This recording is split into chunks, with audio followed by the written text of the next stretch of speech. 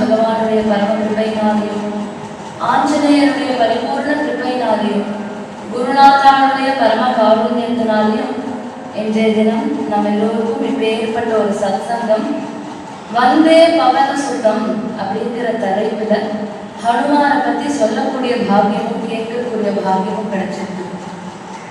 இந்த மனுஷிய வாழ்க்கை அப்படிங்கிறது ரொம்ப துர்லபமானது அப்படின்னு பல மகான்கள் சொல்லி கேட்டிருக்கோம்.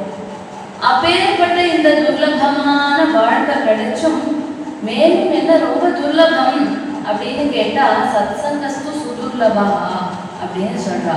மனுஷ வாழ்க்கை கூட கிடைச்சிடும், ஆனா அதுல சத்சங்கம் அப்படின்னு ஒண்ணு கிடைக்கிறது ரொம்ப துர்லபம். எத்தனை கோடி ஜென்மத்துல எத்தனை புண்ணியம் பண்ணியிருக்கோமோ நமக்கு பகவானுடைய சன்னதியில உட்காரணும் அப்படிங்கிற புத்தி வரணும் அப்படின்னா அத்தனை ஜென்மங்கள்ல அத்தனை புண்ணியம் பண்ணிருக்கணும். எப்போ ஒரு ஜீவனுக்கு ஒரு மனுஷனுக்கு எப்போ சத்சங்கத்துக்கு வரணுங்கிற புத்தி வரும் அப்படின்னா எத்தனையோ கோட்டிக்கணக்கான ஜனங்கள் இருக்கா. இங்க மணிப்பாக்கத்துல இதே தெருவுல கூட எத்தனையோ பேர் இருக்கா. எல்லாருக்கும் இங்க உட்காரணும் அப்படின்னு தோணதா? எல்லாருக்கும் இங்க உட்காரக்கூடிய பாக்கியம் கிடைக்கிறதா அப்படின்னு கேட்டா குரு கிருபை யாருக்கு இருக்கோ அவளால் மட்டும்தான் இங்க உட்கார முடியும். அப்ப ஒரு மனுஷனுடைய வாழ்க்கை எப்போ பூர்ணத்துவம் அடையாது அப்படின்னா சத்சங்கத்துக்கு வரல அப்படின்னா வாழ்க்கையில பூர்ணத்துவம் அப்படின்னு ஏதோ வாழ்க்கை நாங்களும் ஜீவனம் நடத்திட்டு இருக்கோம் அப்படின்னு சொல்லுவாரே தவிர ஒரு மனுஷனுடைய ஜீவனம் உஜ்ஜீவனம் ஆகணும் அப்படின்னா அதுக்கு குருநாதருடைய பரிபூர்ண கிருபை வேணும். அத பகவானேயும் சொல்றான், குருவோர் அனுகிரகேனைவ புமான் பூர்ணஹா பிரசாந்தையே. குரு கிருபை இல்லாம ஒரு மனிதனுடைய வாழ்க்கை பூர்ணத்துவம் அடையாது அப்படின்னு சொல்றார். அப்போ அந்த குரு அப்படிங்கிறவருக்கு நம்மளுடைய தர்மத்துல இன்னுமே பிராதானியம் ஜாஸ்தி. ஏன்னா குருவுக்கு அப்புறம் தான் நம்ம தெய்வத்தையே சொல்றோம். மாதா பிதா குருவுக்கு அடுத்துதான் தெய்வமே சொல்றோமே தவிர தெய்வத்துக்கு அப்புறம் குரு அப்படின்னு கிடையாது. ஒரு சிஷ்யனை கூப்பிட்டு உனக்கு உன்னோட குரு வேணுமா இல்ல பகவான் நான் நிக்கிறேன் சங்கு சக்கர கதாபாணியா நான் பகவான் நிக்கிறேன் நான் வேணுமா ஒரு குரு வேணுமா அப்படின்னு கேட்டா எந்த ஒரு ஜீவனும் யாரை சூஸ் பண்ணணும்னா குருநாதனை தான் சூஸ் பண்ணணும் அப்படின்னு சொல்றா. ஏன் குருநாதனை சூஸ் பண்ணணும்? பகவான் இடத்துல போய் சாதாரணமா நம்ம நிக்கிறோம், எப்படி கையை கூப்பிட்டு நிக்கிறோம், பகவானே என்னை காப்பாத்துன்னு நிக்கிறோம்னா பகவானுக்கு முதல்ல நம்ம கண்ணு முன்னாடி நம்ம பண்ண பாப்ப கணக்கு தான் வருமா. இவன் பத்தியா என்ன அயோக்கியத்தை நம்ம பண்ணிட்டு கோவில்ல பட்ட போட்டுன்னு வந்தா எல்லாரையும் ஏமாத்தலாம், என்ன ஏமாத்த முடியுமா? இவன் என்னென்ன தப்பு பண்ணிருக்கான்னு லிஸ்டே வச்சிருக்கேன், நமக்கே தெரியாத லிஸ்ட பகவான் போட்டு வச்சுட்டு இருப்பாரு. அப்படி பகவான் இவனுக்குலாம் நம்ம கிருபை பண்ணணுமா அப்படின்னு கோச்சிட்டு நிற்கிறார் அப்படின்னா நமக்கு யார் பகவத் கிருபையை வாங்கி கொடுக்குறார் அப்படின்னா குருநாதர் தான். பாவம் குழந்தை அட்லீஸ்ட் இப்பயாவது கோவிலுக்கு வரணுங்கிற புத்தி வந்து வேற எங்கேயும் இங்க மந்திரிகளாமா அங்க போய் டேபிள் அடிக்கலாமான்னு நிற்காம உங்களை பக்கத்துக்கு வந்தாலே அதனால எப்படியாவது நீங்க அவனுக்கு கிருபை பண்ணி அனுப்புங்கோ அப்படின்னு தாயார் ஸ்தானத்துல குருநாதரே இருந்துட்டு அப்படி கிருபையை வாங்கி கொடுக்குறாரு இல்லையா. ஒருத்தருக்கு குரு கிருபை இல்லை அப்படின்னா ஹரி கிருபை கிடைக்கவே கிடைக்காது. குரு கிருபை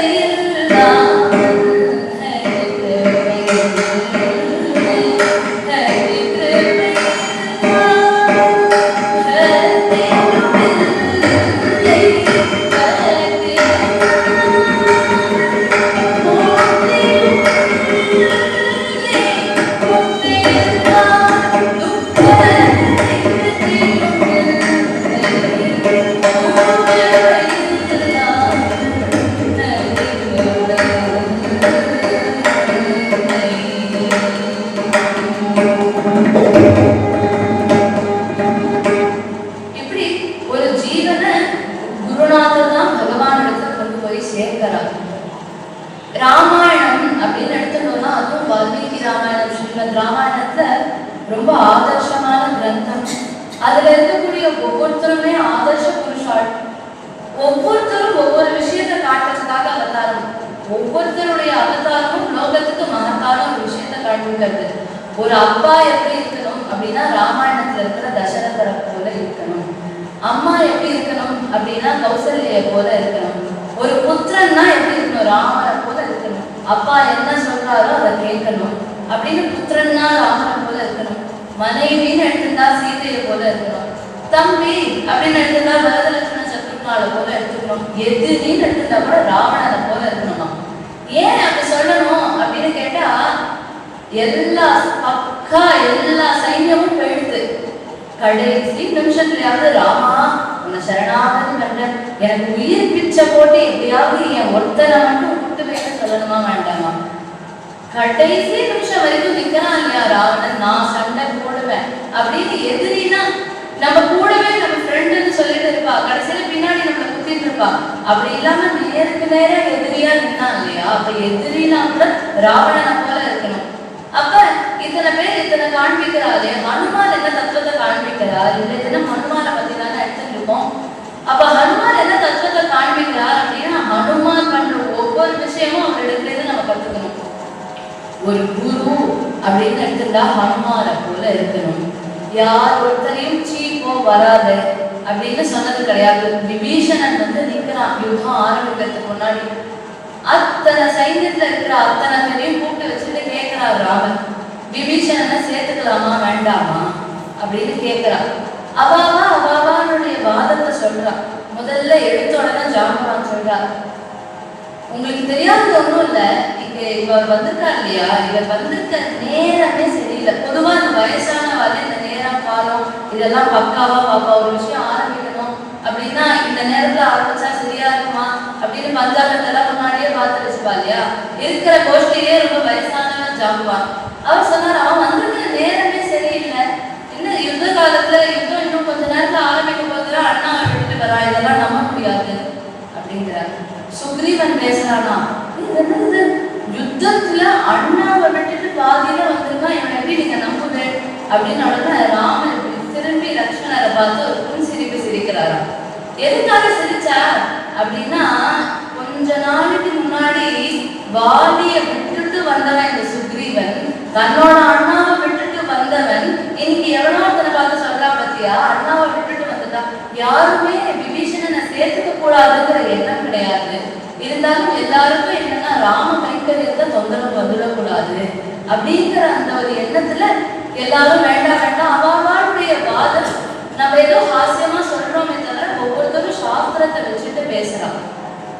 ஹனுமான் நம்ம சொல்றார், ஹனுமான் உடனே எடுத்த உடனே ராமர் கேட்ட உடனே முதல்ல எழுந்து பேசணுமா வேண்டாமா? இவருக்கும் எல்லா சாஸ்திரமும் தெரியும், நவவியாகரண பண்டிதர், ராமரே இவரை பார்த்து புகழ்ந்திருக்கா. அப்படி இருக்கும் பொழுது எல்லா சபையில எல்லாரும் பேசுறதுக்கு முன்னாடி இவர் முதல்ல எழுந்து அதெல்லாம் இந்த விபீஷணனை சேர்த்துக்கணும் அப்படின்னு சொல்லியிருக்கணுமா வேண்டாமா? முதல்ல உட்கார்ந்து இருக்கார், எல்லாருடைய வாதத்தையும் கேட்கிறார். அதுக்கப்புறம் ஹனுமான் பேச ஆரம்பிக்கிறார். இங்க இது போல ஒவ்வொருத்தர் அவளுடைய வாதத்தை சொல்றா. என்னுடைய அபிப்பிராயம் என்னன்னா, நான் யாருக்கும் முரம்பா அவன் இப்படி சொல்றானே அதுக்கு எதிராக நான் பேசணும் அப்படின்னு எதிராக பேசணும்னு நான் பேசல, இங்க வாதம் பண்ணணும்னு நான் பேசல. அதே சமயம் பாத்தியா எனக்கு எப்பேற்பட்ட பேச்சு சாமர்த்தியம் இருக்குன்னு என்னுடைய பேச்சு சாமர்த்தியத்தை காண்பிக்கிறதுக்காகவும் நான் இங்க பேசல. இங்க எதுக்காக நான் பேசுறேன் அப்படின்னா, நம்மளுடைய ராமருடைய சில பிரின்சிபல்ஸ் அப்படின்னு இருக்கு. அந்த பிரின்சிபல்ஸை நம்ம பார்க்கணும். இந்த விபீஷணன் இவர் வந்திருக்காரு, இவரை நான் லங்கையில போய் பார்த்தப்போ எல்லாரும் ராவணன் ராவணன் ராவணன் ராவணன் பஜனை பண்ணிட்டு இருந்தார். இவர் ஒருத்தராகதான் ராமன் ராமன் ராமன் பஜனை சத்தம் கேட்டது.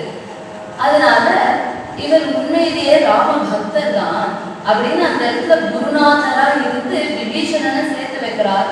முதல்லயே சுக்ரீவனை சேர்த்து வச்சதும் ஹனுமான் தான். ஏன்னா சுக்ரீவன் இவரை பார்த்து இவருக்கு வாலியோட தூதன் அப்படின்னு ராமனை பார்த்து புறமுது விட்டு ஓடுறான். அப்போ அங்க இருந்த ஹனுமான் தான் இவளை சேர்த்து வைக்கிறார். பின்னாடி அப்பேற்பட்ட சீதா பிராட்டியும் ராமனும் சேரத்துக்கே அப்பேற்பட்ட ஒரு கைங்கரியம் பண்ணார் இல்லையா. அப்படி இருக்கும் பொழுது ஒரு மனுஷனை எது உயர்த்தும் அப்படின்னா சத்சங்கம் மட்டும்தான் உயர்த்தும். அப்படி இருக்கும் பொழுது குருநாதன் அப்படின்னு எடுத்துட்டா ஹனுமாரை கூட இருக்கணும், தாசன் அப்படின்னு எடுத்துட்டா ஹனுமாரை கூட இருக்கணும். ஒரு க்ஷணம் ராமரை விட்டு பிரிய மாட்டார். எப்பொழுதும் ராமரோடையே இருந்தது, ராமருக்கு என்ன கைங்கரியம் பண்ணணுமோ பண்ணிட்டே இருப்பா. தூதன் எடுத்துட்டா ஹனுமாரை போல இருக்கணும். ஏன்னா தூதன் அப்படின்னா ரொம்ப பெரிய ரெஸ்பான்சிபிலிட்டி. ஏன்னா நம்மளுடைய சுவாமி நமக்கு ஒரு விஷயத்த சொல்லியிருப்பா, அதை போய் ஆப்போசிட்ல நம்ம டெலிவர் பண்றோம் அப்படின்னா நம்ம பாட்டு அச்சுன்னு எதுவும் பேச முடியாது. முடியாது. அவர் என்ன சொன்னாரோ அதை சொல்லணும். அதே சமயம் அந்த இடத்துல அதை எப்படி டெலிவர் பண்ணணுமோ அப்படி டெலிவர் பண்ணணும். ஸோ அப்படி இருக்கும்பொழுது ராமதூதன் அப்படின்னு எடுத்துட்டாலும் ஹனுமாருக்கு என்ன ஹனுமார் தான். ஒரு தூதன் எப்படி இருக்கணும் அப்படின்னு காண்பிக்கிறார். இப்படி எந்த ஒரு ஞானி எப்படி இருக்கணும் அப்படிங்கிறத காண்பிக்கிறார். இப்படி எந்த கோணத்திலேருந்து வேணாலும் ஹனுமாரை அனுபவிக்கலாம். மேலும் முக்கியமா என்ன காட்டுறார் அப்படின்னா, ராமாயணத்திலிருந்தே நமக்கு முக்கியமா என்ன தெரியுது அப்படின்னா, சத்சங்கம் அப்படிங்கிறது ஒரு மனுஷனை எந்த நிலைமையிலிருந்து எந்த நிலைமைக்கு கொண்டு போகும். துஷ்ட சங்கம் அப்படிங்கிறது ஒரு மனுஷனை எந்த நிலைமையிலிருந்து எந்த நிலைமைக்கு கொண்டு வரும் அப்படிங்கிறத காண்பிக்கிறார். சுக்ரீவன் கையில 10 பைசா கிடையாது, கட்டில கோமணத்தோட நின்று இருக்காங்க. அவன் கையில ஒண்ணுமே இல்லை. ஆனா ஹனுமான்கிற ஒரே சத்சங்கம், அந்த ஹனுமான்கிற ஒரே சத்சங்கம் இருந்ததுனால அப்பேற்பட்ட பகவானான ராமச்சந்திர பிரபு கிடைச்சார். ராமச்சந்திர பிரபு கிடைச்ச கையோட அப்பேற்பட்ட பகவானே கிடைச்சுட்டார். அப்படிங்கிறதுக்கு அப்புறம் இந்த சாமானிய இந்த ராஜ்யம் கிடைச்சது, ராஜாவானா அப்படிங்கிறதுலாம் ஒரு பெரிய விஷயமா? அப்படி இருக்கும்பொழுது அந்த சத்சங்கம் அப்படிங்கிறது ஓட்டாண்டியா இருந்த அந்த சுக்ரீவனை கொண்டு போய் ராஜாவே ராஜனா கிஷ்கிந்தாவுக்கு ராஜாவா உட்காசி வச்சது. இதே எல்லாம் அஷ்டைஸ்வரியமும் இருந்தது ராவணனோட கஜானால. ராவணனுக்கு சேன பலம் அப்படிங்கிறது கேட்கவே வேண்டாம். அன்னைக்கே அப்பேற்பட்ட ஒரு சைன்ய பலம், அதை தாண்டி மூல பலம்னு பாதாளத்தெல்லாம் வச்சிருக்கான். மேல கேட்பானே அவன் அண்ணா குபேரன் இருக்கான். அத்தனை தேவதையும் ராவணனுக்கு அடிமையா. ராவணன் என்ன, ராவணனோட பர்மிஷன் இல்லாம லங்கைக்குள்ள வாயு பகவானே போக முடியாதான். அப்பேற்பட்ட பராக்கிரமசாலி ராவணன். சர்வ 4 வேதமும் தெரியும், ரொம்ப அழகா வீண வாசிப்பான். இப்படி எல்லா பராக்கிரமும் இருந்தது ராவணனுக்கு.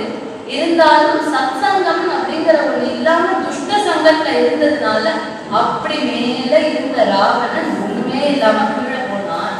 அப்படின்னா ராமாயணத்துக்கு ஒரு சத்சங்கம் அப்படிங்கிறது ஒரு மனுஷனுக்கு எவ்வளவு முக்கியமான விஷயம் அப்படிங்கிறது தெரிய வருது. அதுதான் புரந்தரதாசர் பாடுறார்.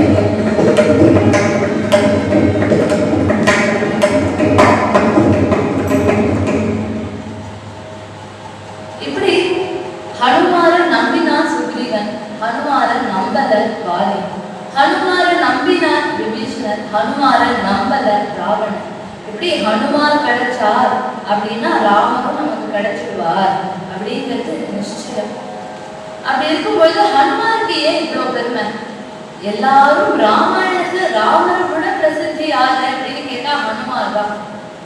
ஏன்னா ஹனுமார் கோவில்ல ராமர் சன்னதி இல்லாம கூட பார்த்துருக்கோம்.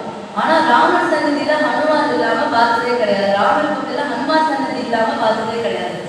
அப்படி என்ன பெருமை ஹனுமாருக்கு அப்படின்னு கேட்டா, ராமாயணத்திலேயே ராமரை மட்டும் அடையணும் அப்படின்னு பார்த்தா சூர்பனகன், ராமர் எனக்கு வேண்டாம் எனக்கு சீத்தை மட்டும் போகணும் அப்படின்னு பார்த்தா ராவணன்.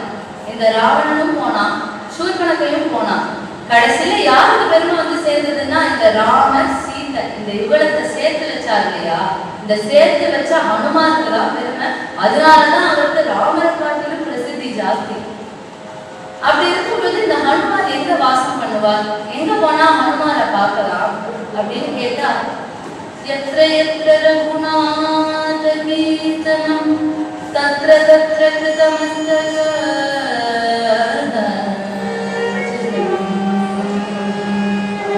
யத்ர யத்ர ரகுநாத கீர்த்தனம் தத்ர தத்ர கிருதமஸ்தக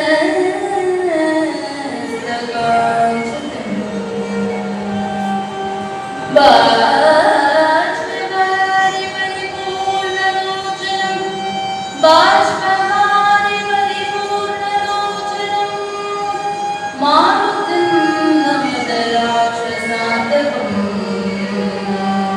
मारुतिं नमत राक्षसान्तकम्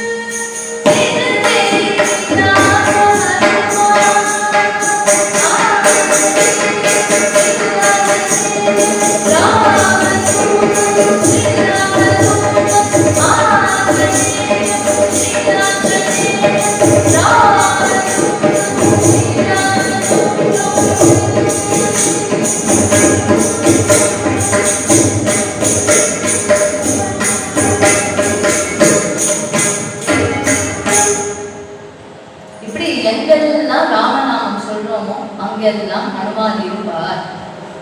இப்ப ராமாயணத்துல ஒவ்வொருத்தர் ஒவ்வொரு தேவதையினுடைய அம்சம். ராமர் அப்படின்னு எடுத்துட்டா சாட்சாத் நாராயணனுடைய அம்சம், சீத்தை எடுத்துட்டா மகாலட்சுமி தாயாருடைய அம்சம். இப்படி ஒவ்வொருத்தரும் பார்த்துட்டே வரும்பொழுது ஹனுமார குருஸ்தானத்துல சொல்றோம். ஹனுமார் யாருடைய அம்சம் அப்படின்னு கேட்டா, குரவே சர்வலோகானாம் விஷதே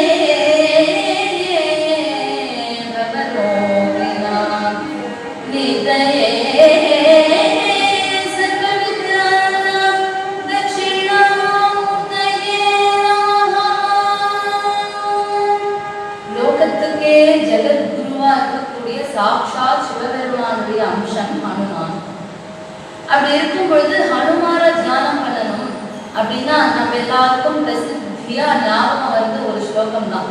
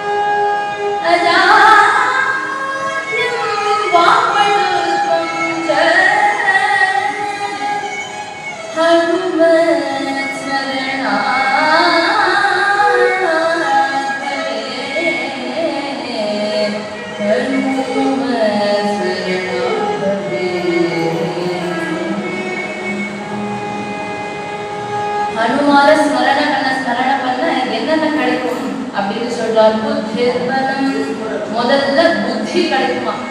என்ன புத்தி கிடைக்கணும் அப்படின்னா சத்புத்தி கிடைக்கணும், சத்சங்கத்துக்கு வரணும் அப்படிங்கிற புத்தி. அதுதான் சொல்றாரு இல்ல, ஜெய் ஹனுமான் ஞான குண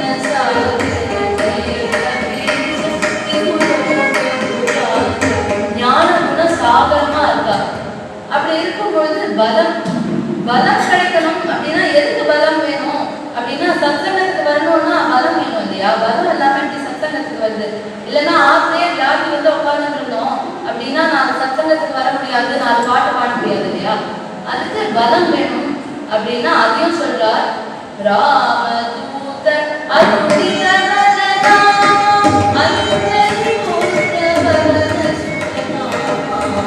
நம்ம ஹனுமானுடைய நாமத்தை சொல்ல சொல்ல நமக்கு பலம் வரும் அப்படின்னு சொல்றார். மேல யசஸ் அப்படிங்கிறது என்னன்னா புகழ் அப்படின்னு எடுத்துக்கலாம்.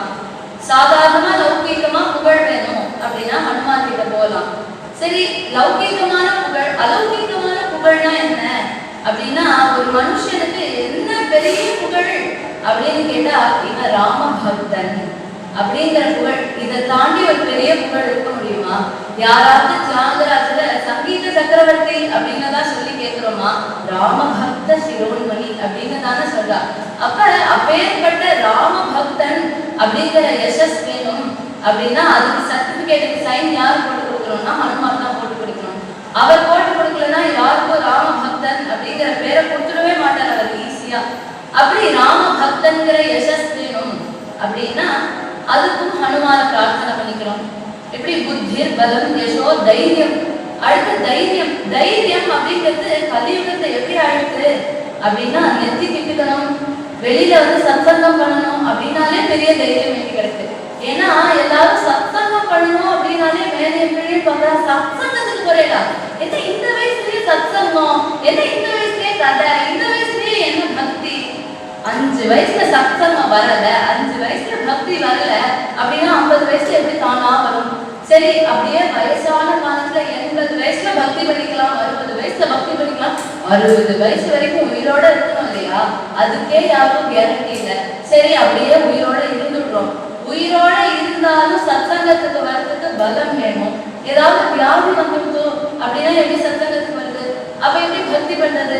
அப்ப இந்த வயசானவாதான் பக்தி பண்ணணும் அப்படின்னு இல்லாம சின்ன வயசுல பக்தி பண்ணணும் அப்படிங்கிற அந்த ஒரு தைரியம் அது அந்த குழந்தைகளுக்கும் வரணும், அது அவள் கூட இருக்கிறவாளுக்கும் வரணும். ஏன்னா குழந்தைக்கு தப்பி தவறி பக்தி வந்துடுதுன்னா கூட இருக்கிறவா ஐயா கோவிலுக்கு போறியா, ஐயா இவ்வளவு பெரிய வச்சுக்கிட்டு இருக்கிறியா அப்படின்னு அவ அந்த குழந்தைய ஸ்பாயில் பண்ணக்கூடாது இல்லையா. நான் இப்படிதான் இருப்பேன், சத்சங்கத்துலதான் இருப்பேன் அப்படிங்கிற தைரியம் வேணும் அப்படின்னா அதுக்கும் ஹனுமான் தான் துணையா.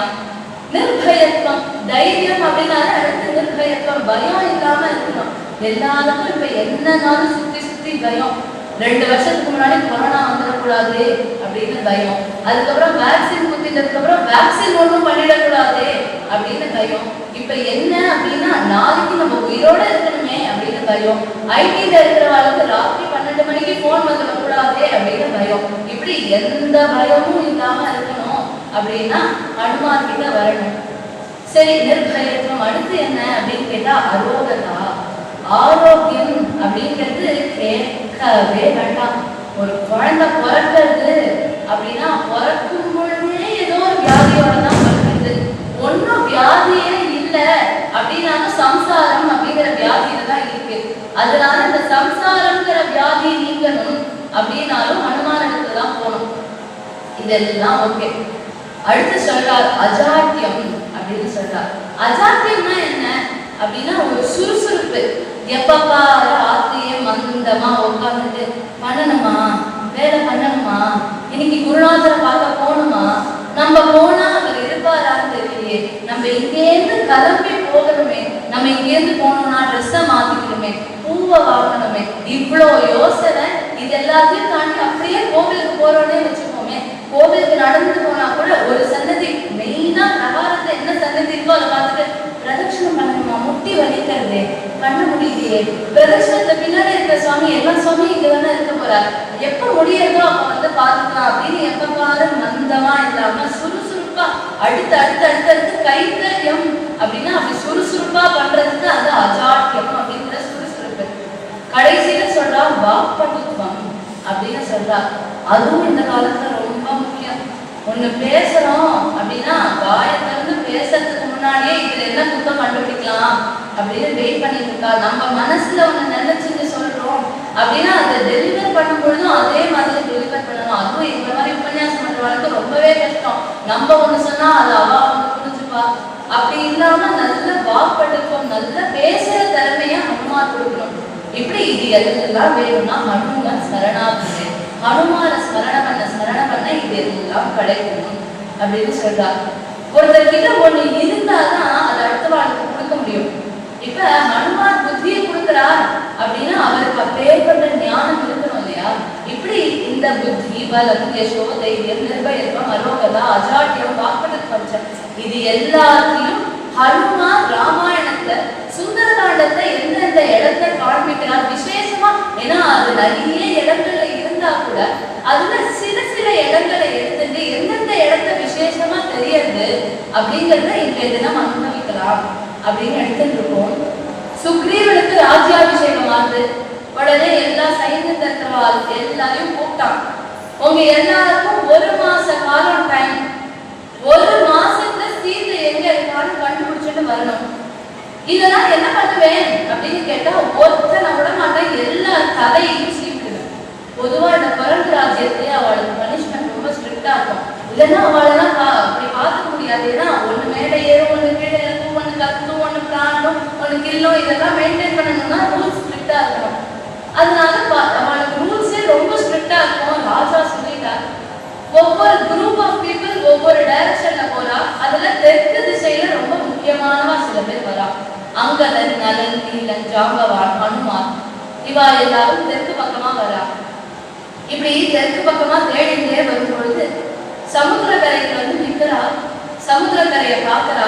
இவாளுக்கு தெரிஞ்சிருக்கு இங்கேருந்து சமுத்திரத்தை தாண்டி போனாதான் சீதையை கண்டுபிடிக்க முடியும் அப்படின்னு. ஹனுமான் பார்க்காத போறமா போய் உட்காந்துட்டு ராம தியானத்துல பத்மாசனத்தை உட்காந்துட்டு தியானத்தை உட்காந்துட்டாங்க. சரி, இவர் தியானத்தை உட்காந்துட்டாச்சு. மீதி பேரை உட்காந்து வச்சு மீட்டிங் போனார். இருக்கிறதுலே வயசானவர் சீனியர் யாருன்னா ஜாம்பவான். அதனால சீனியர் உட்காந்து வச்சு எல்லாரையும் கூப்பிட்டு கேட்கிறாங்க, எல்லாரும் உங்களால எவ்வளவு தூரம் சமுத்திரத்தை தாண்ட முடியும், உங்களுக்கு எவ்வளவு பலம் இருக்கு அப்படின்னு அவ எழுந்து சொல்லுப்போ அப்படிங்கிறார். ஒரு மாதம் நடந்தது.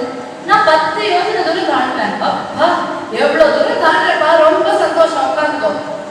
அடுத்த இருக்கிறது நான் 20 யோசனை, 30 யோசனை, 40 யோசனை, இப்படி ஒவ்வொருத்தரா ஒவ்வொரு சொல்ல ஜாமான் சொன்ன ஒன்றும் பிரயோஜனம் இல்லை, யூஸ்லெஸ் ஃபெல்லோ. எல்லாம் ஒன்னுத்தையும் வச்சுட்டு ஒன்றும் பண்ண முடியாது. பொதுவாக இந்த வயசானவாதே எப்பொழுதுமே நம்ம நம்மள்கிட்ட நம்மளால ஒரு விஷயம் பண்ண முடியாது அப்படின்னு தெரிஞ்சுட்டானா அவ உடனே அவளோட கதையை பாட ஆரம்பிச்சுடுவா. நான் அந்த காலத்துல எப்படி இருந்தேன் தெரியுமா, நான் அந்த திரிவிக்ரம புகவான், அதுவும் அவர் கொஞ்சம் வாமனா இருந்தப்போ இல்ல, அவர் 3 உலகத்தையும் அளந்து இருந்தப்போ அவரை நான் மிருகத்தை எடுத்துட்டு ஹரிநாதாய ஹரிநாதாய ஹரிநாதாய ஹரிநாதாய பிரதட்சணம் பண்ணி வந்தேன். அவர் அப்படி பிரதட்சணம் பண்ணி வந்து அந்த பெருமையை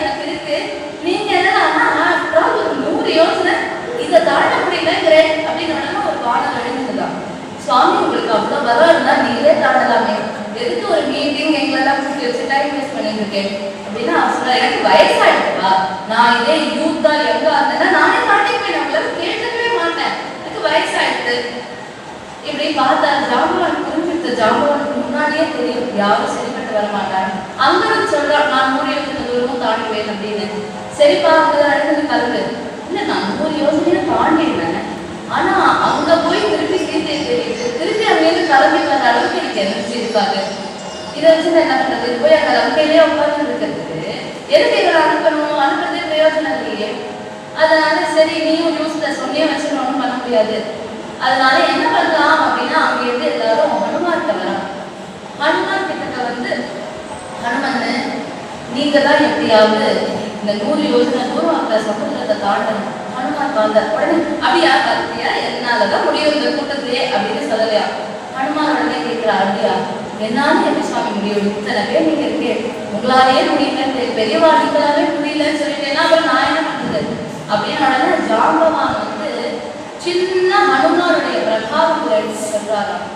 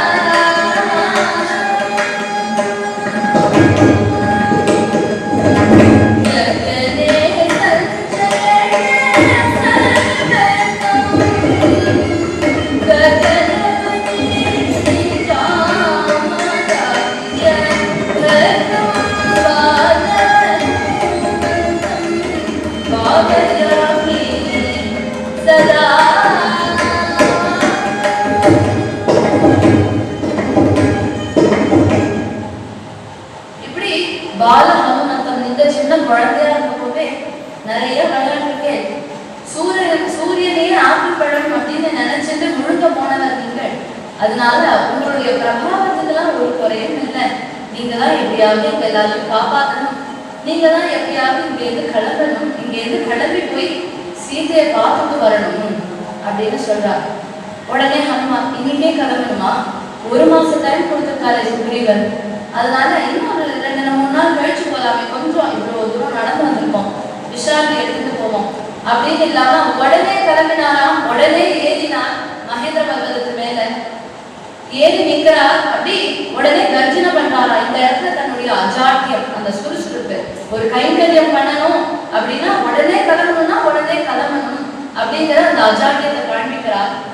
அங்க மலை மேல மகேந்திர பர்வதத்து மேல ஏறி நின்னுட்டு கர்ஜனை பண்றாரா, நான் தான் ராமதூதன், நான் ராம பாணத்தை போல போவேன், ராம பாணம் எப்படி வேகமா போகுமோ அது போல நானும் வேகமா போவேன், ராம பாணம் எப்படி காரியத்தை முடிச்சுட்டு மறுபடியும் ராமத்தை வரணும் அது போல நானும் காரியத்தை முடிச்சுட்டு ராமத்தை வருவேன். எப்படி ராமன் பாணத்துல ராம் ராம்னு எழுதிருக்குமோ என்னுடைய வாக்குல எப்பொழுதும் ராம் ராம்னு இருக்கும். மேலும் ராமர் என் கையில ராமநாமாபிதம் சேதம் பச்சதே அங்குல்லியக்கம், அப்படி அந்த அங்குல்லியக்கத்தை கொடுத்திருக்கார். ராமநாமம் கையிலேயே இருக்கு. ராம பானத்தை போல போயிட்டு வருவேன் அப்படின்னு கர்ஜனை பண்ணினார். அங்க இருந்து கிளம்புறா. அப்படி மகேந்திர பர்வதத்து மேல ஏறி அப்படி மலை மேல ஒரு மலை போல நிற்கிறாராம். நின்று அப்படி ஒரு குந்து முந்தினான். முந்தி ஜதேஷ பர்வதேஷ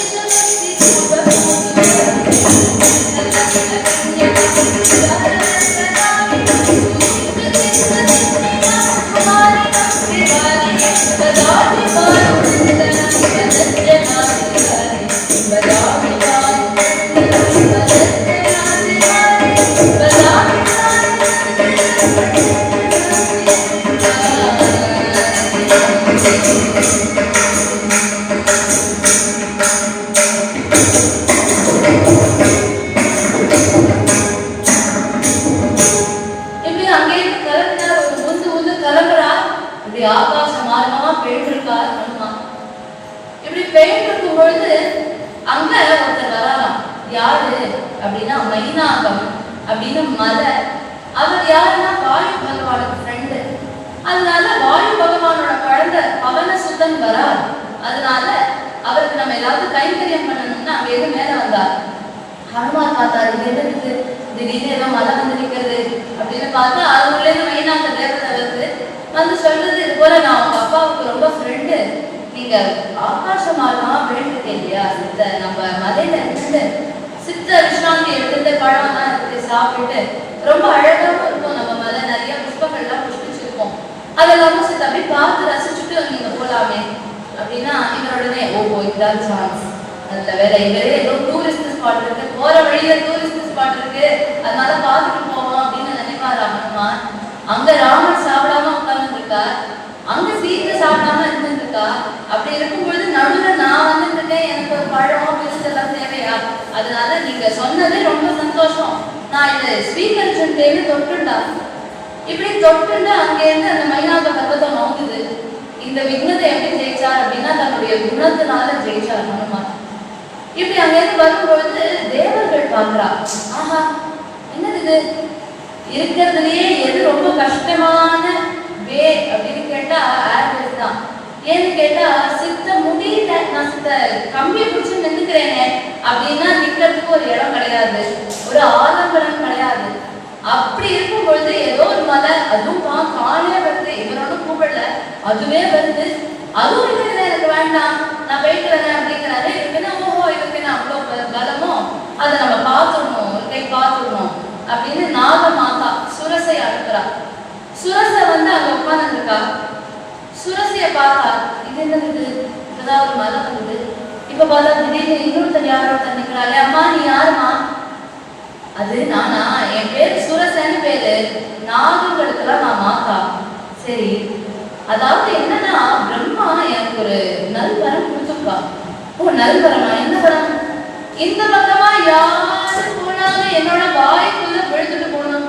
ஆஹா, லோகத்துக்கே க்ஷேமத்தை கொடுக்கக்கூடிய எவ்வளவு ரொம்ப சூப்பரான வரம், இப்படி ஒரு வரத்தை கொடுத்துருக்காரு பிரம்மதேவர். இப்ப நான் என்ன பண்ணணும், இப்பதானே சொன்னேன் என்னோட வாயில விழுந்துட்டு அதுக்கப்புறம் நீ போ.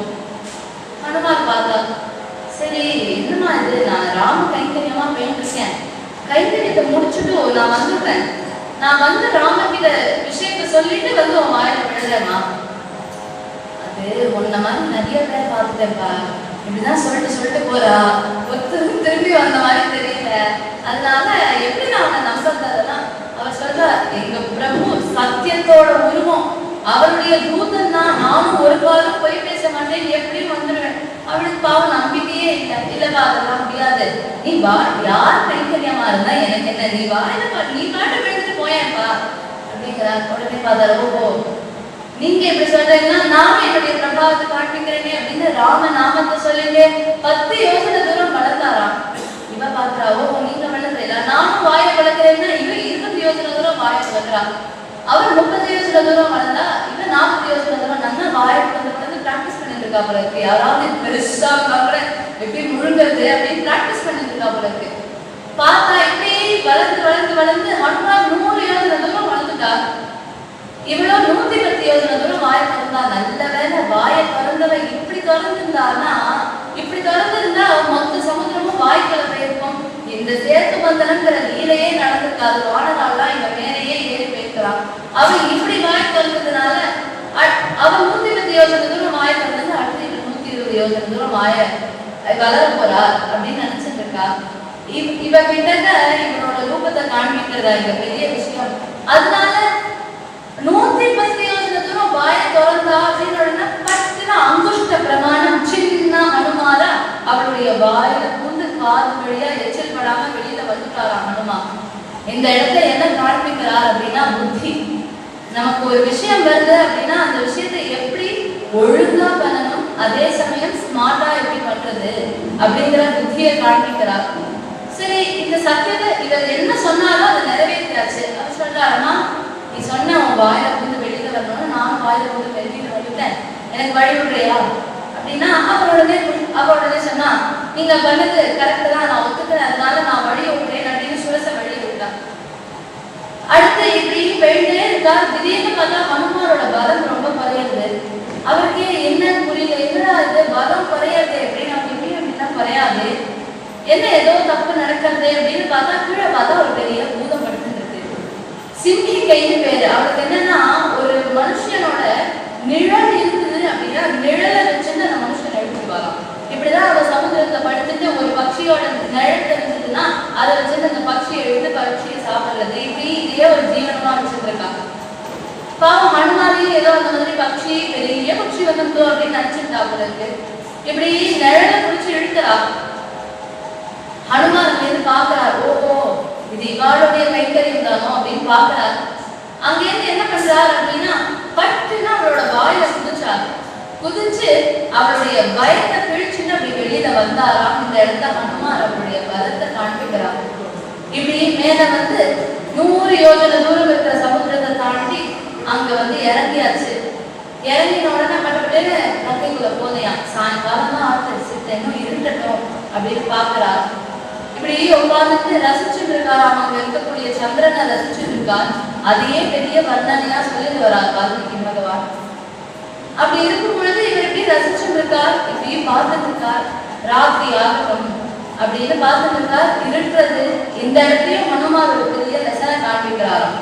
என்ன காண்பிக்கிறார் அப்படின்னா, ஹனுமார் உள்ள போகும் பொழுதே இடது பாதத்தை எடுத்து வச்சுட்டு போறார், ராத்திரியில போறார். மேலும் லங்கையினுடைய மெயின் வாசல் வழியா போகாம பின்புற வாசல் வழியா போறாராம். என்ன காண்பிக்கிறார் இந்த இடத்துல அப்படின்னா, நம்மளுடைய மித்ராளாத்துக்கு பந்துக்களாத்துக்கு போறோம் அப்படின்னா முதல்ல இடத்துக்கார எடுத்து வச்சு போகக்கூடாது. அந்த ராத்திரியில போய் அவாத்து கதவை தட்டக்கூடாது. நாங்க உங்க வந்து கெஸ்டா வந்திருக்கோம், நீங்க என்ன அதிதியை மதிக்க மாட்டேங்கிறாரு அப்படின்னு அந்த ராத்திரியில போய் அவளை தொந்தரவு பண்ணக்கூடாது. மேலும் என்ன அப்படின்னா, போறோம்னா மெயின் வாசல் அவாத்துக்கு வாசல்னு ஒண்ணு இருக்கும் இல்லையா, அந்த வாசல் வழியா போனோம், கொல்லப்புறம் வழியாலாம் குதிச்சுலாம் போகக்கூடாது அப்படின்னு எல்லாம் காண்பிக்கிறார் ஹனுமார் இந்த இடத்துல. இப்படி அங்க இருந்து குதிச்சு வரா. ஹனுமானும் சின்ன ரூபம் எடுத்துருக்கார், யார் கண்ணுக்கும் தெரியாது.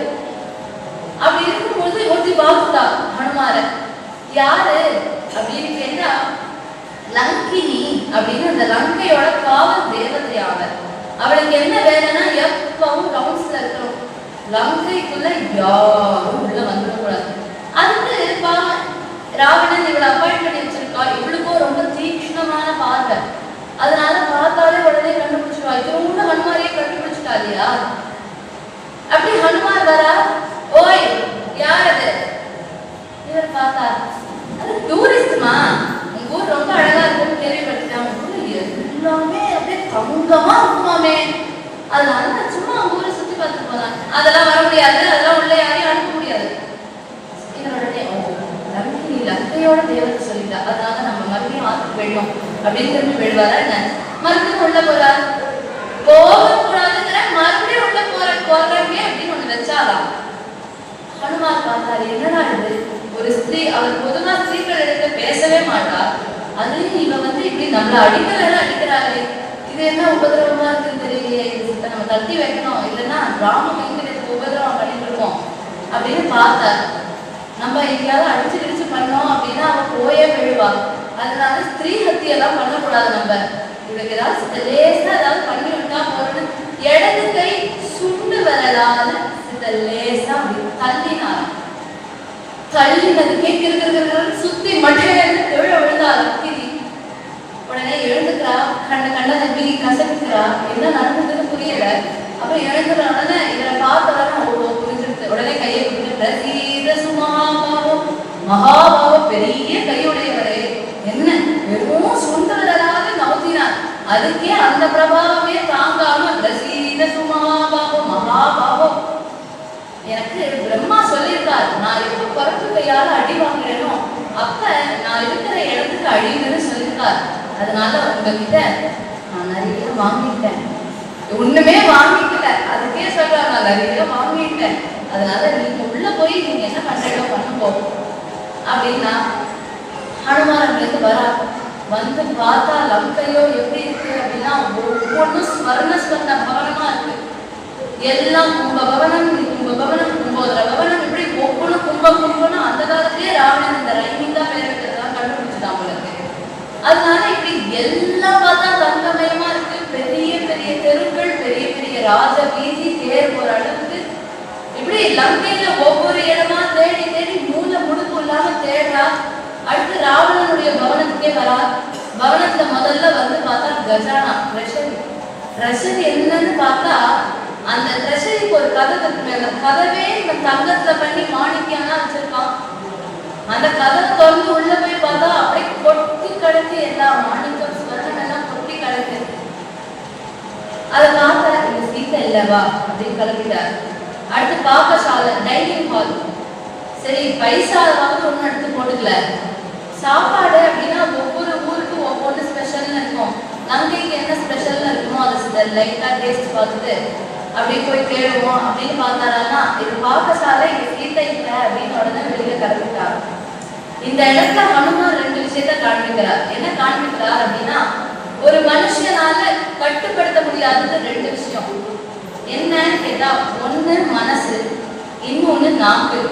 நாக்கையும் கட்டுப்படுத்த முடியாது, மனசையும் கட்டுப்படுத்த முடியாது. அவ்வளவு ஸ்வர்ணம் இருக்கே, ஒரே ஒரு தங்கம் லங்கைகளுக்கு இது அப்படின்னு ஞாபகார்த்தமா நம்ம வச்சுக்கணும் அப்படின்னு எடுத்துக்கல. அங்க போய் சாப்பாடு, அவ்வளவு சாப்பாடு வகை வகையா பக்ஷியம் போஜ்யம்னு அதுவே ஒரு லிஸ்ட் கொடுக்குறார் வால்மீகி பகவான். இப்படி அதெல்லாம் வச்சிருக்கா, அதுலயும் ஒண்ணும் சாப்பிடல. அப்ப ஒரு மனுஷன் எப்போ பவசாகரத்திலிருந்து விடுபடுறான் அப்படின்னா நாக்கையும் மனசையும் கட்டுப்படுத்தணும் அப்படிங்கிறத காண்பிக்கிறார் இந்த இடத்துல. அதுக்கு அடுத்து போய் பார்த்தா அங்க போய் பார்த்தா ராவனுடைய அந்தப்புறம் எத்தனையோ நூற்றுக்கணக்கான ஸ்திரீகள் படுத்துட்டு இருக்கா. அப்படி படுத்துட்டு இருக்கும்பொழுது ராவணனும் படுத்துட்டு இருக்கான்னு முதல்ல பார்த்து ஆச்சரியப்படுறார். ஆஹா எப்பேற்பட்டவன், ஏன்னா அவனுடைய முகத்தே அவ்வளவு பெரிய தேஜஸ் இருக்குமா. ஏன்னா சதுர்வேதமும் பாராயணம் பண்ணக்கூடியவன். அவனை போல ஒரு மகாத்மா அப்படின்னு ஒருத்தர் கிடையாது. ஆனா அவனுக்கு இந்த பரதாரா விமர்சனம் அப்படிங்கிற ஒரே ஒரு குற்றம். அப்படி இருக்கும்போது இவனும் பாவம் திருந்தினானா எவ்வளவு நன்னா இருக்கும் அப்படின்னு குருநாதரா இருக்கிற ஹனுமான் நினைச்சுக்கிறார். இப்படி இருக்கும்பொழுது அங்கே இருந்து வரா. வந்து பார்த்தா இப்படி பார்த்தா அங்கேயும் சீத்தை இல்லை. முதல்ல மண்டோதரியை பார்த்து சீத்தை அப்படின்னு நினைச்சுக்கிறா. கடைசியில இங்கேயும் சீத்தை இல்லை அப்படின்னு உடனே சரி சீத்தை இல்லைன்னா அப்புறம் நமக்கு இங்க என்ன வேலை, அதனால கிளம்புவோம் அப்படின்னு இங்க இருந்து கிளம்பினாரு. இப்படி ஒவ்வொரு இடமா தேடி பார்த்தா ஒரு இடத்துலயும் சீதையை காணும். சீதையை காணும் அப்படின்ன உடனே இவர் பார்க்கிறார், நம்ம இங்கே இருந்து போய் சீதை இல்லை அப்படின்னு சொன்னோம்னா நம்ம சொல்லும் பொழுதே ராமர் உயிரை விட்டுடுவார். ராமர் உயிரை விட்டா லட்சுமணர் உயிரை விட்டுடுவார். லட்சுமணர் உயிரை விட்டா நமக்கு இப்படி ஒரு வாழ்க்கையை கொடுத்த வரைக்கும் நம்மளால ஒண்ணும் கொடுக்க முடியலையே நம்ம மகாராஜா உயிரை விட்டுடுவார். அதுக்கு முன்னாடியே நம்ம எல்லாரையும் கொண்டுடுவார். அப்படியே இவரும் போயிட்டானா கிருஷ்ணிதால இருக்கிறவாரா போயிடுவா, ராமலட்சுமணா போயிட்டானா அயோத்தியில இருக்கிறவாரா போயிடுவா. இப்படி இருக்கும் பொழுது நம்ம ஒருத்தர் சீத்தை இல்லைன்னு போய் சொன்னாதானே இவ்வளவு பிரச்சனை. நாமளே போகாம இங்கேயே இருந்துடுவோம் அப்படின்னு பாக்குறாரு. அதுக்கப்புறம் ஒரு தோழிதான் அவர் அங்கேருந்து கிளம்பும் பொழுது சூர்யாய மகேந்திராயன்னு அங்க இருக்கிற எல்லா தேவதைகளையும் நமஸ்காரம் பண்ணா. கடைசியில அவருக்கு தோணினதா நம்ம என்ன ஆட்டுக்குட்டி மாட்டுக்குட்டி தேடி வந்திருக்கோம், தேடி வந்தோ ஜெகன் மாதாவ அந்த அம்மாவுக்கு ஒரு ஸ்தோத்திரம் பண்ணலையே அப்படின்னு தோணிது. உடனே அங்கேயே மனசனால ஒரு கோவில் கட்டுறாராம் சீதா பிராட்டிக்கு. அப்படி மனசனால கோவில் கட்டி சீதா பிராட்டியை பிரார்த்தனை பண்ணும் பொழுது அப்படி பிரார்த்தனை பண்ணி அவர் கண்ணை திறந்து பார்த்தா அவர் கண்ணுக்கு நேரா அசோகவனம் தெரியலாம். ஓஹோ இந்த இடத்துல நம்ம போய் தேடலையே அப்படின்னு பார்த்தா உடனே பட்டுன்னு எழுந்துட்டார் ஹனுமான். அந்த அசோக வனத்துக்குள்ள வந்து பார்த்தா ஒவ்வொன்னும் ஆர்டிபிஷியல் மரம் வச்சிருக்கான், மரகத பவழத்திலேயே பழம் வச்சிருக்கான். இப்படி பார்த்தா ஆர்டிபிஷியல் மரம் ஒரு பக்கம், நேச்சுரல் மரங்கள் ஒரு பக்கம், அந்த காலத்துல இந்த அம்யூஸ்மெண்ட் பார்க் எல்லாம் சொல்றாரு, அந்த மாதிரி ஏதோ பண்ணி வச்சு அது ராமனுடைய கிரீடாவனம். அங்க ஏன் சீதையை கொண்டு வந்து உட்காந்து வச்சிருக்காங்க, இந்த இடம் ரொம்ப அழகா இருக்கும், இதெல்லாம் பார்த்தா சீதை மயங்கிடுவா அப்படின்னு நினைச்சிட்டு கொண்டு வந்து உட்காந்து வச்சிருக்காங்க. இப்படி பார்த்தா ஒவ்வொன்றும் ஒவ்வொரு மாதிரி இருக்கு. அங்க பார்த்தா ஒரு மரத்துக்கு கீழே சீதா பிராட்டி உட்கார்ந்து இருக்கா. ஹனுமான் பார்த்துட்டா. ஹனுமான் பார்க்கும் பொழுது அங்கிருந்து ராவணன் வரான். ராவணன் வந்து நீ என்ன கல்யாணம் பண்ணிக்கோங்கிறான் சீதையை பார்த்து. சீதையா சொல்றா அதெல்லாம் முடியாதுப்பா அப்படிங்கிறா. அவரோடனே சொல்றான், நீ வந்து ஏதோ ராமன் வருவான்னு இத்தனை மாச கணக்கா ஓடி போயிட்டு நீ சொன்ன ராமன் வந்தானா? அப்புறம் எதுக்கு நீ பேசாம என்ன கல்யாணம் பண்ணிக்கோ, நான் மண்டோதரியே ஒதுக்கி வச்சுடுறேன், உன்னை தூக்கி பட்டத்து ராணியா உட்காந்து வச்சுக்கிறேன், உனக்கு அஷ்டைஸ்வரியத்தையும் கொடுக்குறேன், இதெல்லாம் பத்தாதுன்னா உங்க அப்பாவுக்கும் ஏதாவது பைசா கொடுக்கணும், வரதட்சணை ஏதாவதுன்னா அதையும் சொல்லிட்டு அதையும் கொடுத்துடுறேன், இப்படி நீ என்ன கேட்டாலும் தரேன் அப்படின்னு சொல்றான். சீதா பிராட்டி ஒரு திருணத்தை எடுத்து போட்டாராம், ஒரு புல் எடுத்து போட்டா. அந்த புல் எடுத்து போட்டதுக்கே பல வியாக்கியானம். அதுல ஒரு வியாக்கியானம் என்னன்னா, நானே சாட்சாத் மகாலட்சுமி, என்னிடத்துல நீ உன்னுடைய ஐஸ்வர்யத்தை கொண்டு வந்து அஷ்டைஸ்வரியம் தரேங்கிறியா, நீ கொடுக்குற உன்னுடைய ஐஸ்வர்யம் எனக்கு புல்லுக்கு சமம் அப்படின்னு சொல்றா. அதனால சொன்னான், அதெல்லாம் முடியாதுன்னு உடனே எனக்கு ரொம்ப கோபம் வந்துருக்கு. அதனால பார்த்தா, நீ உனக்கு இன்னும் 2 மாசம் காலம் உயிர் பிச்சை தர, நீ அதுக்குள்ள மனசு மாறல அப்படின்னா நான் என்ன பண்ணுவேன் அப்படின்னா, ஒன்ன கால வேலை ஆகாரத்துக்கு வெட்டி போட்டு சாப்பிடுவேன் அப்படின்னு சொல்லிட்டு போயிட்டான். ஹனுமானுக்கு பார்த்துருக்கா. உடனே ராட்சசிகள் சம்பளம் போட்டிருக்கான். எதுக்கு அப்படின்னா, சீதையை திட்டி எப்படியாவது கல்யாணம் பண்ணி வைக்கணும் அப்படிங்கிறதுக்கு ஒரு சம்பளம் கொடுத்து ஒரு 10 பேர் அவளா நின்றுட்டு உன் கண்ணை நோண்டிடுவேன், உன் மார்பை பிளந்துடுவேன் இப்படின்னு எல்லாம் மிரட்டுறா. எதுவுமே காதலியே வாங்கிக்கலையா சீதா பிராட்டி.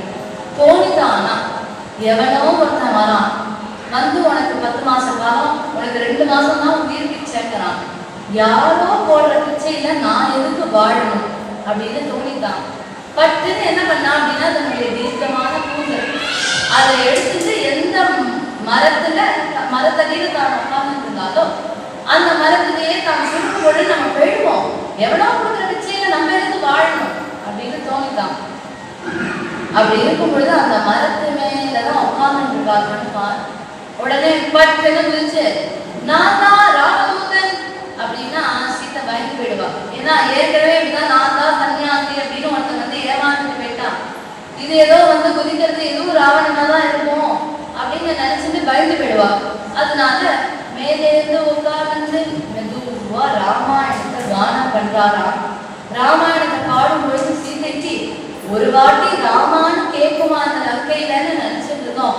யாரோ ராமனுடைய கதையே பாடுறாளே அப்படின்னு சுத்தி பாக்குறான். இப்படி பார்க்கும் பொழுது மெல்ல இங்க இருக்காரே வீணாகான ஆஞ்சநேயர், அவர் அங்க அப்படி கானம் பண்றாராம் ராமாயணத்தை. அப்படி கானம் பண்ணிட்டே கொஞ்சம் வந்து குதிக்கிறார். இந்த இடத்துல சீதைக்கு ஆரோக்கியத்தை ஹனுமான் கொடுத்தார் அப்படின்னு கிடையாது. இருந்தாலும் எல்லாருக்கும் ஔஷதமா இருக்கக்கூடியது ராமனுடைய சரித்திரம், ராமாயண கானம் தான் அப்படிங்கிறது. ஆரோக்கியம் அப்படிங்கிறது ராமாயணத்தை கேட்கறதுனாலதான் கிடைக்கும் அப்படிங்கிறத காண்பிக்கிறார் இந்த இடத்துல ஹனுமான். அப்படி குதிக்கிறார். குதிச்சு சீதை பாக்குறாளாம். பாக்குறன்னு அப்படி ஏற்றார் அந்த மோதிரத்தை. உடனே ரொம்ப சந்தோஷப்படுறா. அப்படியே தன்னுடைய பர்த்தாவே கிடைச்சது போல ரொம்ப சந்தோஷப்படுறா. இப்படி சந்தோஷப்பட்டுட்ட உடனே ஹனுமான் பேசுறா, அம்மா நீங்க சொன்னீங்கன்னா இப்பவே நான் உங்களை தூக்கிட்டு போய் ராமர் பக்கத்துல உட்காந்து வச்சுருவேன். இவ்வளவு நேரம் குழம்பிட்டு இருந்தா இல்லையா சீத்தை, அப்பா அம்மாரே என்னை வந்து காப்பாத்துங்க, என்னை முதல்ல இங்க இருந்து தூக்கிட்டு போ அப்படின்னு சீத்தை சொல்லலையா. சீத்தை சொல்றா, நீ என்னப்பா காப்பாத்துறது, என்னாலேயே என்னை காப்பாத்திக்க முடியும், என்னாலேயும் என்னை காப்பாத்திக்க முடியும், நீயும் என்னை அழைச்சிட்டு போயிடுவேன்னு எனக்கு தெரியும். இருந்தாலும் ஏன் நான் இதெல்லாம் பண்ணாம இருக்கேன் அப்படின்னா, ராமர் என்ன மனசுல நினைச்சிட்டு இருக்காருன்னு தெரியாது. அவர் மனசுல ஏதாவது நினைச்சிட்டு நாம ஏதாவது ஒண்ணு பண்ணி வச்சு அவருக்கு விருத்தமா நம்ம எதுவும் பண்ணிடக்கூடாதுப்பா. அதனால நீ வந்து என்ன பண்ணனா, இங்க அசோகவனத்துல நிறைய பழங்கள் எல்லாம் இருக்கும், அதெல்லாம் சாப்பிட்டு சித்த விஸ்ராந்தி எடுத்துக்கோ அப்படிங்கிறார். ஹனுமான் பார்த்தா ஹனுமான் என்னன்னா அவர் வந்த மோட்டோவே சீதையை பார்க்கணும். இருந்தாலும் ராவணனுக்கு ஒரு குட்டி உபன்யாசத்தை போட்டுட்டு போயிடணும். ஏன்னா யாராவது எனக்கு உபன்யாசம் பண்ணியிருந்தா நான் தெரிஞ்சிருப்பேன் இல்லையா அப்படின்னு ராவணன் பின்னாடி ஃபீல் பண்ணக்கூடாது அப்படிங்கிறதுக்காக அவனுக்கும் குட்டி அவனுக்கு இப்படி மைக்கு மேடையெல்லாம் போட்டு உபன்யாசம் பண்ணா கேட்க மாட்டாங்க. அதனால அவனுக்கும் பாவம் ஏதாவது சின்னதா உபன்யாசம் பண்ணணும் அப்படின்னு பாக்குறார். அசோகவனத்தையே துவம்சம் பண்றாரா ஹனுமான். ஒவ்வொரு மரமா பேத்து பேத்து பேத்து பேத்து சேர்த்து வச்சுக்கிறார். அங்க இருக்கிற துவாரங்கள் எல்லாம் போட்டு உடைச்சு அங்க இருக்கிற கல்லெல்லாம் எடுத்து வச்சுக்கிறார். இப்படி ஒவ்வொரு விஷயமா பண்ணிட்டே இருக்கும்பொழுது இந்த இடத்துல என்னன்னா நிர்பயத்துவம். சுச்சோ ராவணன் நம்மள ஜெயில போட்டா என்ன பண்றது, ராவணன் நம்மள சிரச்சேதம் பண்ணிட்டா என்ன பண்றது அப்படின்னு பயம் இல்ல. நிர்பயத்துவமா நிஷ்கவலையா போட்டு அசோகவனத்தையே துவம்சம் பண்றார்.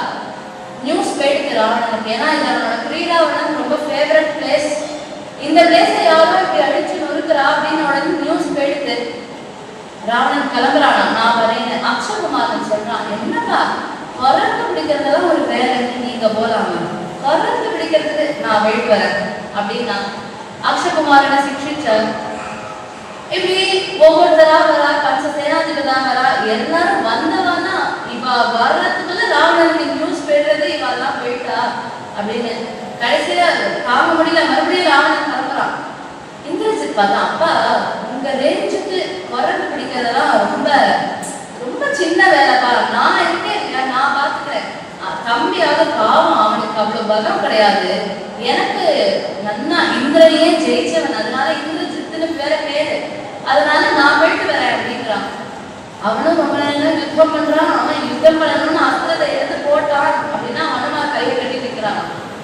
ஏதாவது பிரத்யஸ்திரம் போடணும், தன்னை காப்பாத்திக்கிறதுக்காக எங்கேயாவது ஓடி போயாவது நிற்கிறோம், கையை கட்டிட்டு நிற்கிறாராம். இப்படியே அஸ்திரம் போட்டு அஸ்திரம் வருது. அஸ்திரம் அப்படி வரும்போது பாட்டுன்னு அப்படி கேட்ச் பிடிக்கிறார். கேட்ச் பிடிச்ச அஸ்திரத்தை இப்படி மறுபடியும் இந்திரஜித்தோடய கொண்டு கொஞ்ச நேரம் விளையாண்டுட்டு இருக்காரு. இருந்தாலும் இது நம்மளுடைய நோக்கம் இல்லையே அப்படின்னு பார்த்தா பிரம்மாஸ்திரத்தை போட்டான். பிரம்மாஸ்திரமும் இவரை ஒன்றும் பண்ணாது. இருந்தாலும் ராவணனை பார்க்க போகணும் அப்படின்னா நம்ம கொஞ்சம் கட்டுப்பட்டு இருக்கிற மாதிரி இருந்தாதான் போக முடியும். அப்பதான் நம்மள அந்த சபைக்கு கூட்டிட்டு போவான்னு அதுக்கு கட்டுப்பட்டது போல இருக்காராம். இப்படி இருக்கும்பொழுது கட்டுப்பட்டு இருக்கார். அங்கே இருந்து இவரை பிடிச்சி கூட்டிட்டு வரான். வந்த உடனே ராவணனே பார்த்து பயந்து விட்டான். ராவணன் முன்னாடியே சொல்லி வச்சிருக்கான், அந்த குரங்கு பிடிச்சிட்டு வர பேருக்கான் இந்திரஜித்து. இந்திரஜித் எப்படியும் குரங்கு பிடிச்சு வந்துருவான்னு எனக்கு தெரியும்.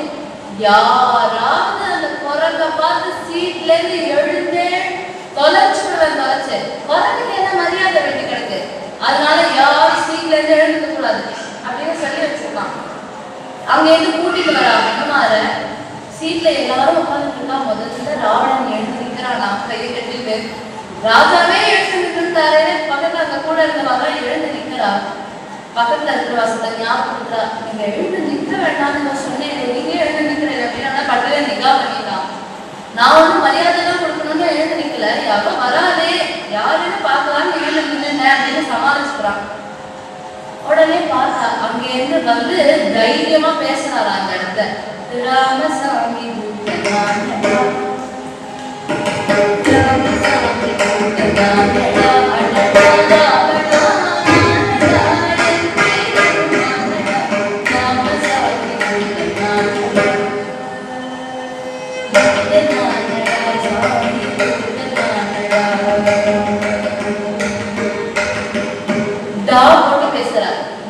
ராமசாமி தூதனானடா, நீ ரொம்ப பயப்படாத, யமதூதாள் தான் வந்துட்டாலும் எழுந்துல நிற்காத, யமதூதாள் இன்னும் வரல, அவதான் பின்னாடிதான் வருவா.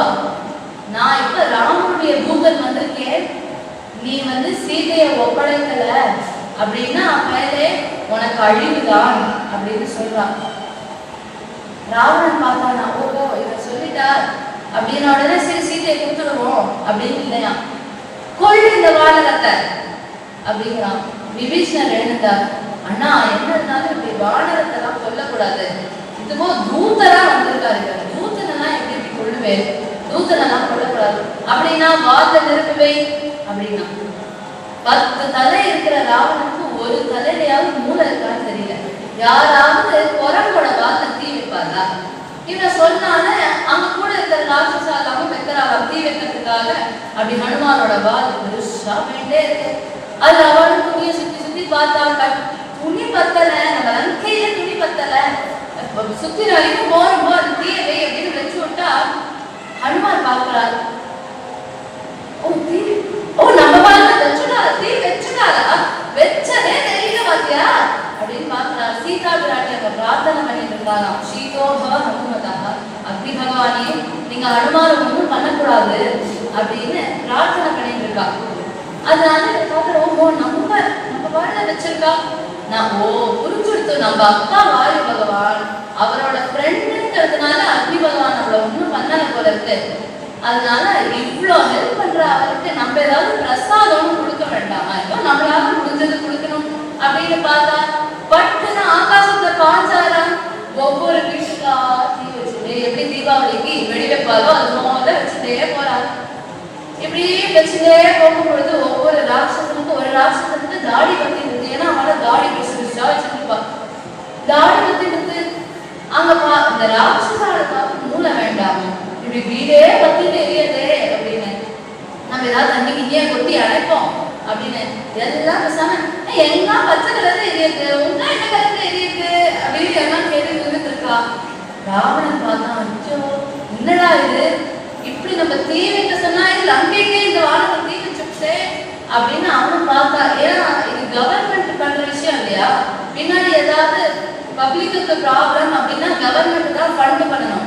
அதனால ராவணன் பார்த்தான், டே கும்பா இங்க வாடா, எவனாவது ஃபயர் எக்ஸ்டிங்ஷன் போன் பண்ணடா, கொஞ்சம் யாராவது தண்ணியை ஊற்றி அணைக்கோனா. ஒரு கும்பனாட்டும் ஒரு கும்பன் யாரும் வரலையா. ஏன்னா எல்லாரும் பாவம் கேட்டு இருக்கா, வீடு கட்டி கொடுவானே ராஜா கேட்டு இருக்கா. அவர் இப்படி சீதையே நினைச்சிட்டு இருக்கிறதுனால ராவணன் இதுல எதுவும் இம்பார்ட்டன்ஸ் கொடுக்கல. கும்பன்லாம் பார்த்தா, ஓஹோ இதுதான் சான்ஸ், வீடெல்லாம் நீங்க பண்ணதுனாலதான் எரிஞ்சு போயிட்டு எங்களுக்கு புது வீடு கட்டி கொடுங்க அப்படின்னா ராஜா வீடு கட்டி கொடுப்பாரு இல்லையா. அதனால பேசாம இருக்கோமே அப்படின்னு ஒருத்தர் ராவணன் பக்கம் திரும்பியே பார்க்கல. இப்படி ஒவ்வொரு வீடா திரிச்சுட்டே போறார். ஹனுமான் நடுவுல ஒரு வீட்டுக்கு தீயே வைக்காம போயிட்டார். உடனே எல்லாம் பார்த்துட்டு இருக்கா, பத்தியா நாங்க ஏதோ பாக்கியம் பண்ணிருக்கோம், நாங்க ராவணனுக்கு எப்படி உழைச்சிருக்கிறதுனால எங்க அதுக்கு மட்டும் தீ வைக்காம போயிட்டு பத்தி அதை வாழறோம் அப்படின்னு உடனே காதல விழுந்துட்டான் ஹனுமாருக்கு.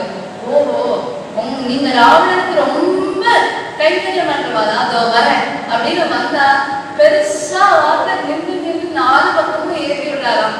இப்படி லங்கா தகனம் பண்றா. அங்க ஏறி வந்து தன்னுடைய வார சமுதிரத்துல நினைச்சாராம். தோணித்தப்பதான், ஆஹா நம்ம பாட்டுக்கு லங்கைக்கே தீ வச்சுட்டோமே, இங்கதானே சீதா பிராட்டி இருக்கா, அது யோசிக்காம நம்ம பாட்டு வச்சுட்டோமே அப்படின்னு பார்த்தா சாரணர்கள் மேல பேசிட்டு போறாராம்.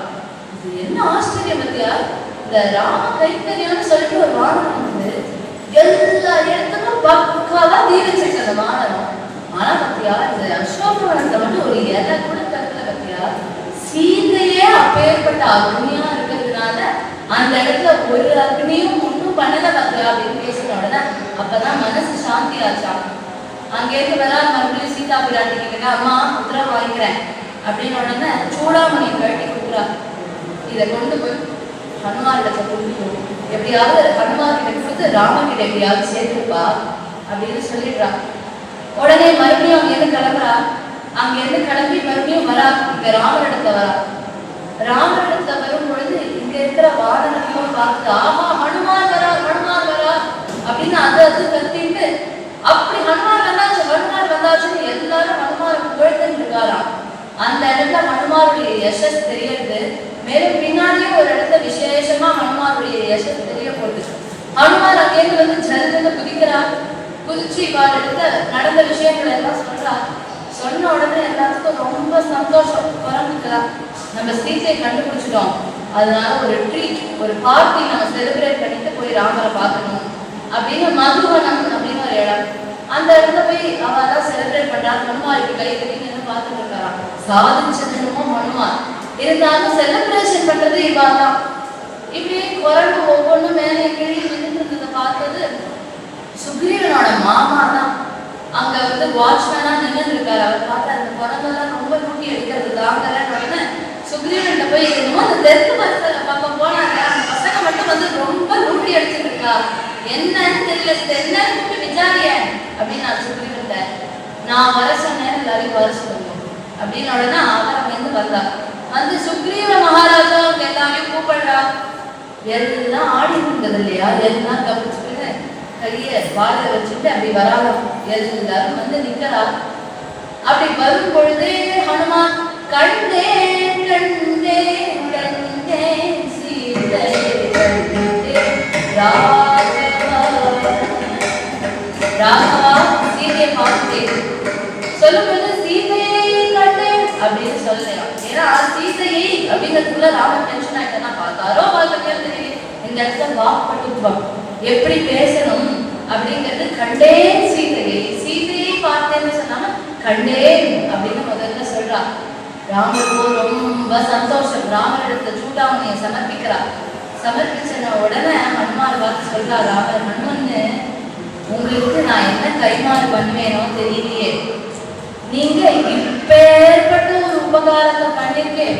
உங்களுக்கு நான் என்ன கொடுக்கறது, அதனால நான் என்னையே உங்களுக்கு தரேன் அப்படிங்கிற பெரிய யசஸ். இதை தாண்டி ஒரு யசஸ் ஹனுமானுக்கு இருக்கிற போதுதான் என்ன. அதனால இப்படி ஒவ்வொரு சுந்தரகாண்டத்தையே எடுத்துட்டோம்னாலே ஒவ்வொரு இடத்துல ஒவ்வொரு குணங்களை விசேஷமா காண்பிக்கிறார் ஹனுமான். இன்றைய தினம் நம்ம எல்லோருக்கும் பெரிய பாக்கியம் இந்த ஹனுமாரை பற்றி ஸ்மரிக்கிறதுக்கு. மேல ஒரே ஒரு நாமாவளியோட பூஜை பண்ணிக்கலாம். ஹே ராமதூதா ஹே ராமபர்தா ஹே ராமதாசா நமோ நமோ சீதா மாதா சோதிராஜா அநாதநாதா நமோ நமோ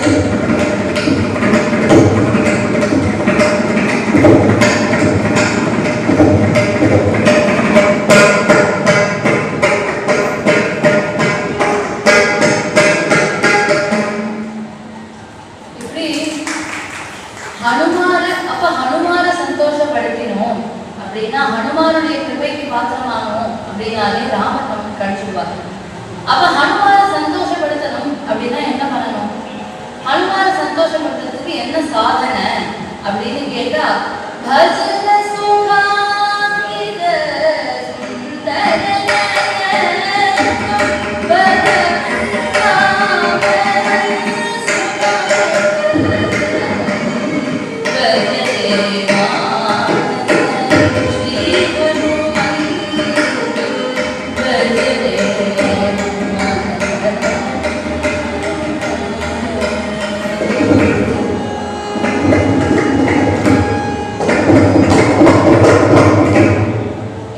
பஜனை பண்ணினோம், ராமநாமத்தை எப்பொழுதும் சொல்லிக்கிட்டே இருந்தோம் அப்படின்னாலே ஹனுமான் சந்தோஷப்பட்டுடுவார். ஹனுமான் சந்தோஷப்பட்டார் அப்படின்னாலே ராமச்சந்திர பிரபு நம்ம மேல சந்தோஷப்படுவார். இன்றைய தினம் நம்ம எல்லோருக்கும் பெரிய பாக்கியம். அதுவும் இப்பேற்பட்ட இந்த விசேஷமான இந்த சன்னதியில விசேஷமான இந்த நாள்ல நமக்கு இப்பேற்பட்ட ஹனுமான்களை ஸ்மரிக்கக்கூடிய பாக்கியம் கிடைச்சது. மேலும் மேலும் நம்ம எல்லோருக்கும் நிறைய சத்சங்கங்கள் கிடைக்கும். குரு சரணத்தை எப்பொழுதும் அசஞ்சலமான பக்தி ஏற்படணும். ஹனுமானுடைய சரணத்தை அசஞ்சலமான பக்தி ஏற்படணும். ஹனுமானுடைய பரிபூர்ண கிருபைக்கு நம்ம எல்லோரும் பாத்திரமாகணும் அப்படின்னு பிரார்த்தனை பண்ணிக்கலாம். ஜானகி காந்த ஸ்மரணம் ஜெய் ஜெய் ராம